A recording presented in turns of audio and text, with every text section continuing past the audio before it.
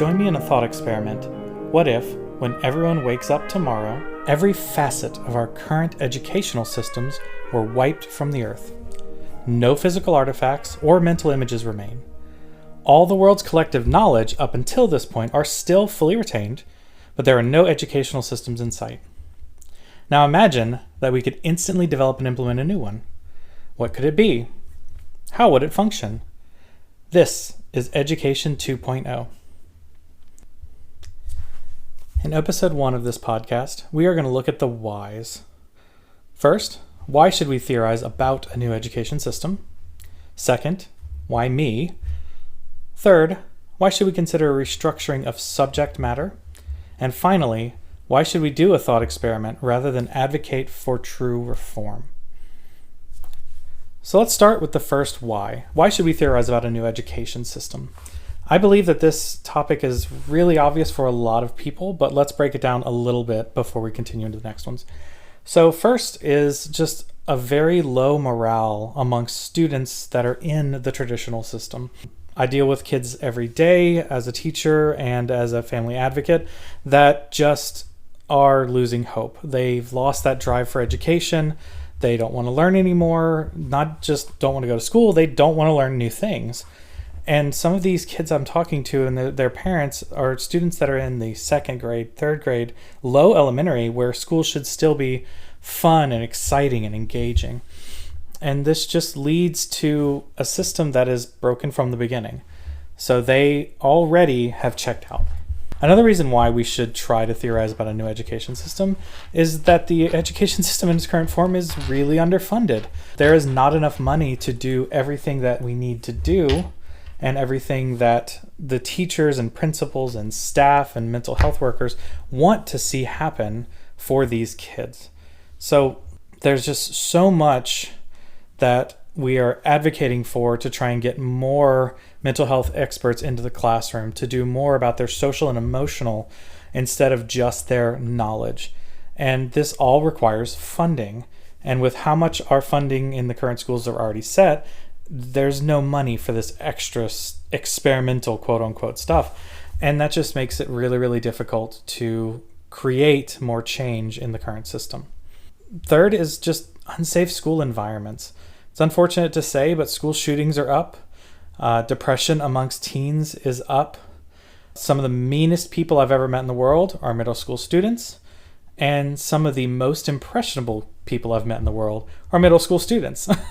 So this combination, along with just an underfunded education system, is making the school just a very unsafe place to be.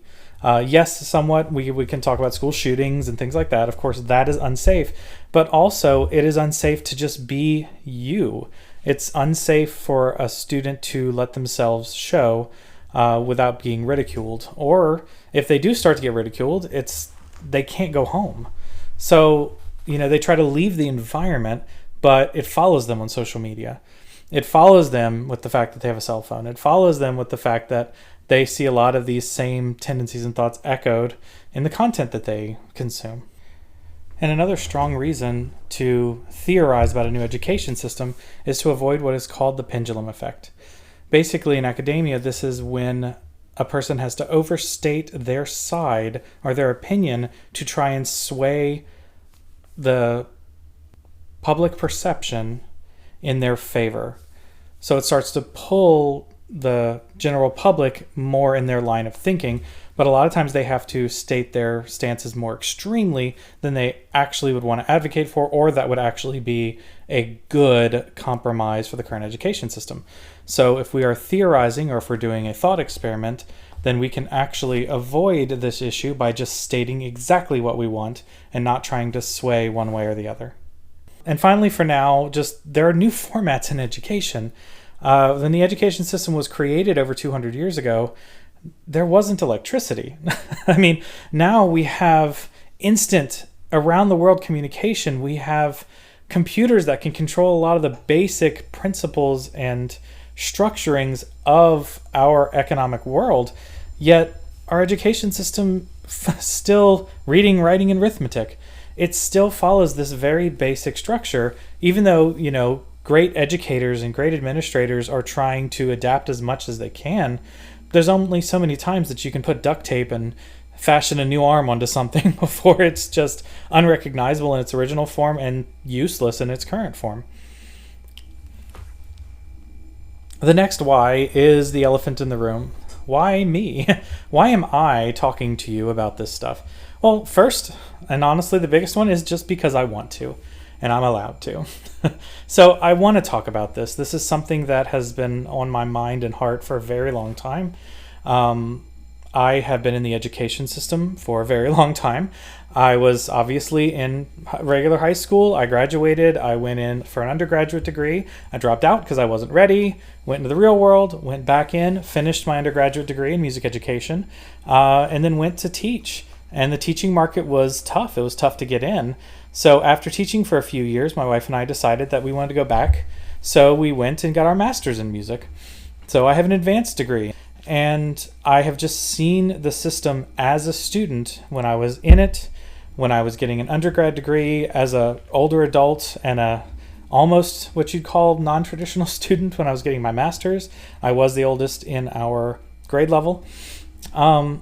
I have just seen it from that side, and I know what it used to be, and I know a lot of the differences and changes into what it is today. Also, I was an educator. I taught in the regular classroom for close to 6 years, and I taught virtually for a few years more on top of that. And then if you add in lessons and working in trainings and just being a mentor, when I was a manager of different retail establishments, I did training and things like that. So I've been an educator for over a decade. And that just really kind of ties in because I have an idea of how a lot of this stuff can go, but it's just not being implemented. And yes, some of that is me saying, oh, I could do it better, but I know I can't. I know that in some ways I can and in some ways I can't. There's extreme limits to everything, but I've been in it long enough to know that some of those limitations are due to our current system. Another reason why me is because I grew up in a household that was somewhat in like a duality. My dad was very much into the business world. He was a salesman. He was a CEO. So I learned a lot of corporate experiences and just different business tactics and a financial way of looking at things from him. And my other side of the family, with my mom and my stepdad, were both teachers. They went the route of education. Both of them kind of took a different path. My mom went more through psychology and then ended up in education, whereas my stepdad was a jock or very much into sports. So he went the PE route and was a coach for many, many years.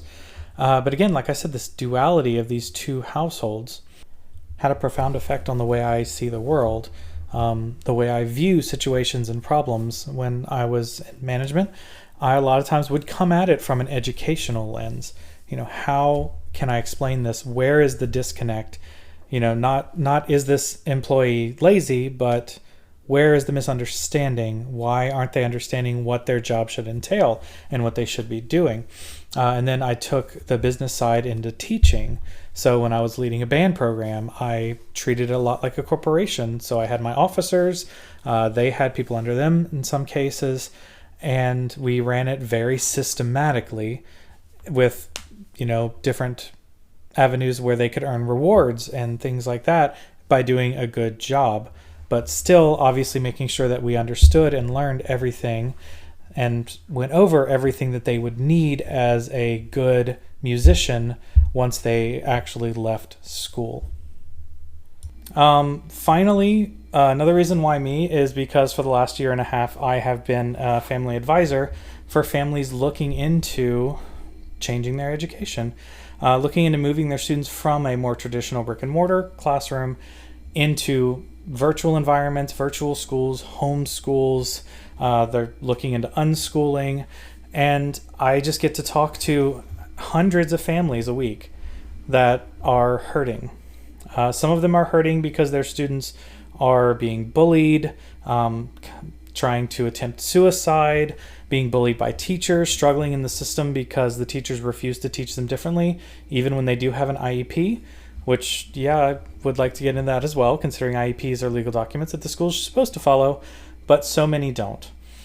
And this has just more impressed on me the need to just reimagine our education system and look at it from a completely different point of view.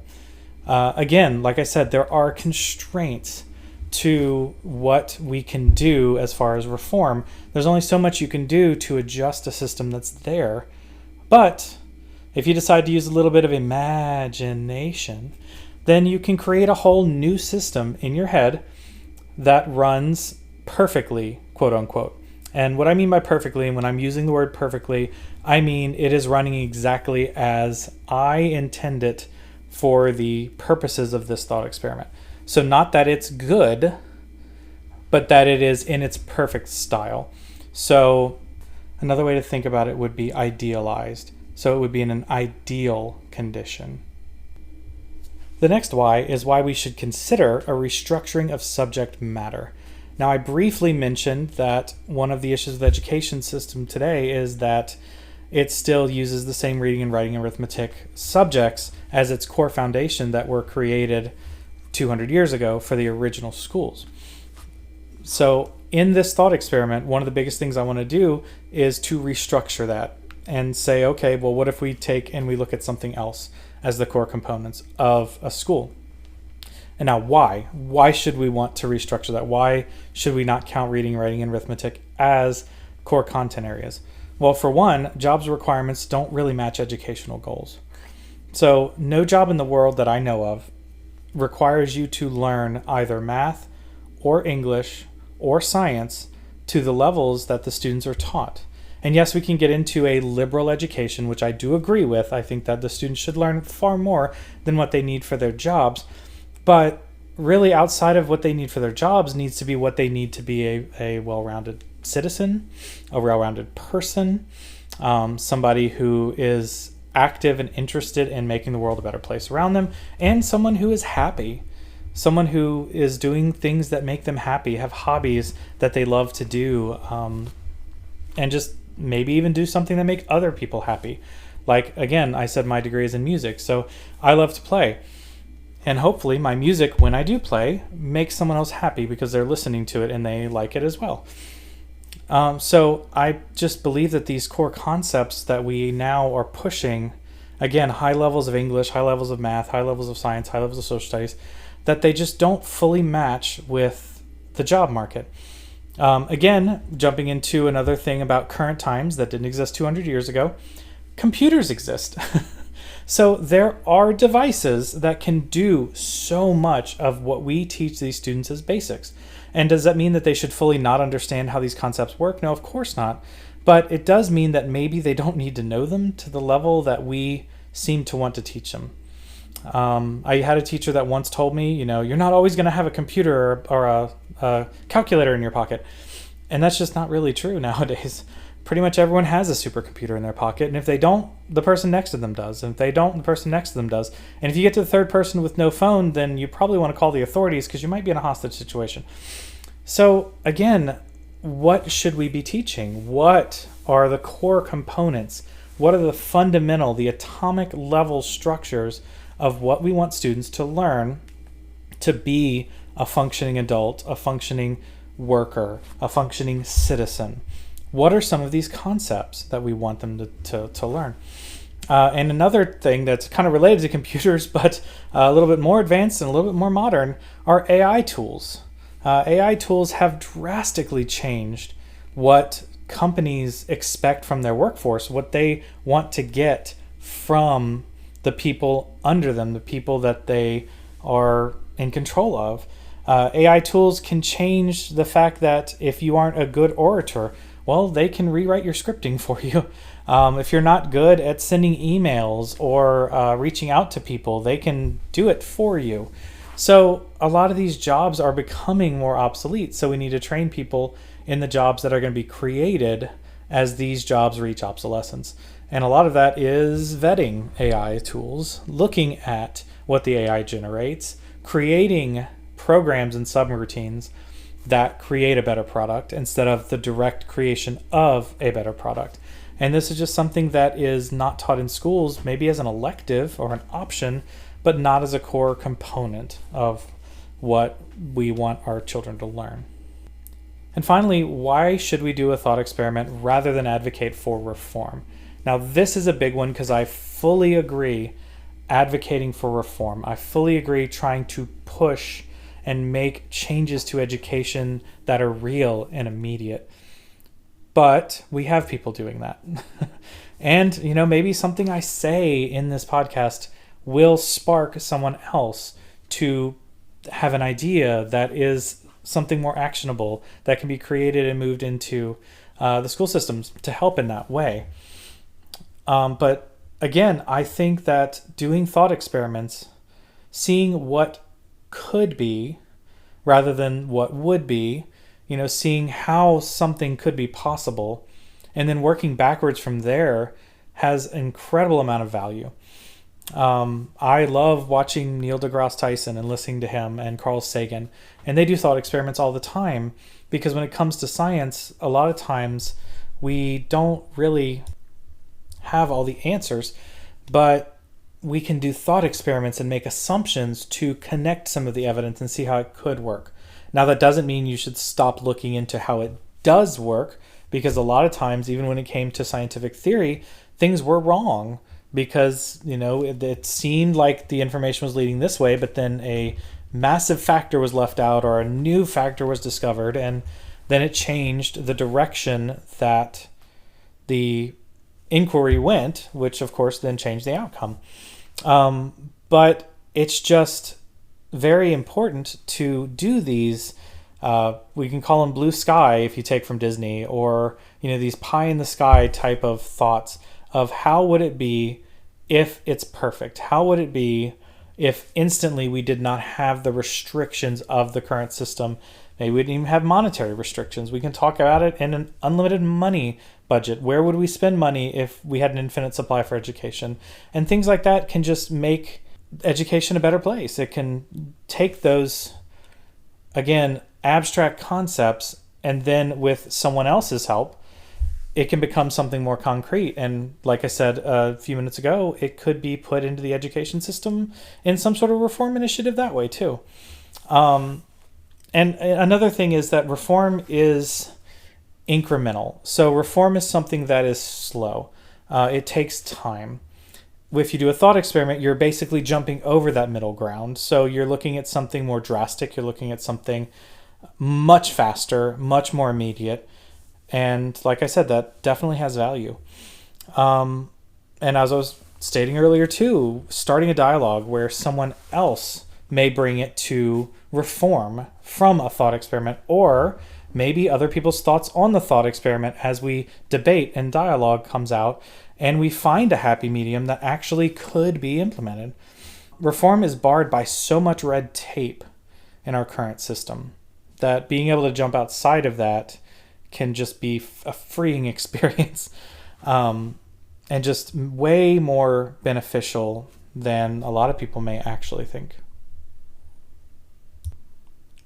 Thank you for listening to Education 2.0. I really appreciate you taking an interest in this thought experiment with me. Today we went over some of the whys. Why should we theorize about a new education system? Why am I talking to you about it? And why should we consider a restructure of subject matter, as well as why we should do a thought experiment rather than advocating for reform. Our next episode will be more focused on the tangible, on the what's. What would this new educational system look like? What could it be? What subjects could we use? What are some hurdles that we may run into? So tune in next time to Education 2.0.